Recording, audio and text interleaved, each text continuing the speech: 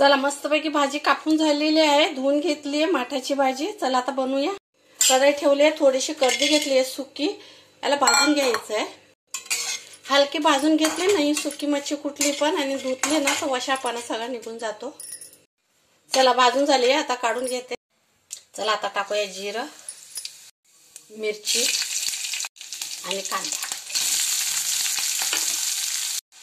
आता टाकायचा आहे लसूण, भरपूर लसूण बारीक करून घेतलाय।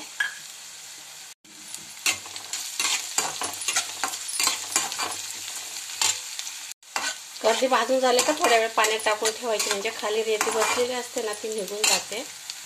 आता कर्दी टाकूया सुकट।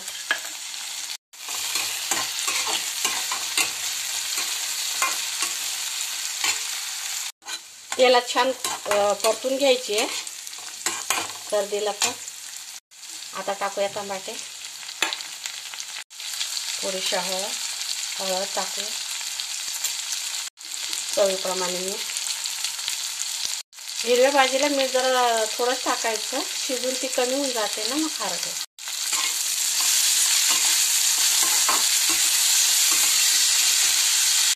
आता टाकूया थोडीशी चिंच, आणि आता भाजी टाकून मस्त परतून घ्यायची।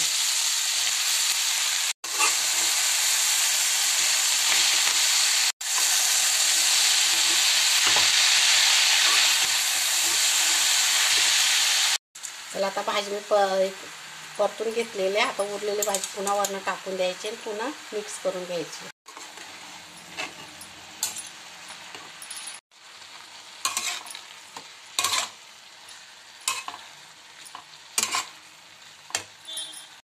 आता मिक्स करून झालेले, आता झाकण ठेवून द्यायचं आहे।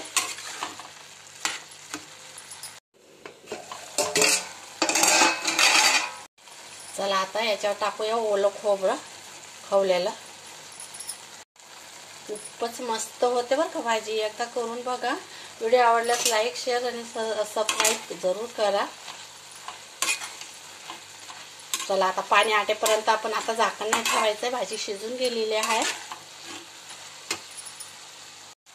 थोडंसं अजून टाकते। चला बघा आटलंय सगळं पाणी, झाली भाजी तयार आहे। तुम्हाला माझी रेसिपी आवडते की नाही ते कमेंट करून सांगत जावा। चला बाय।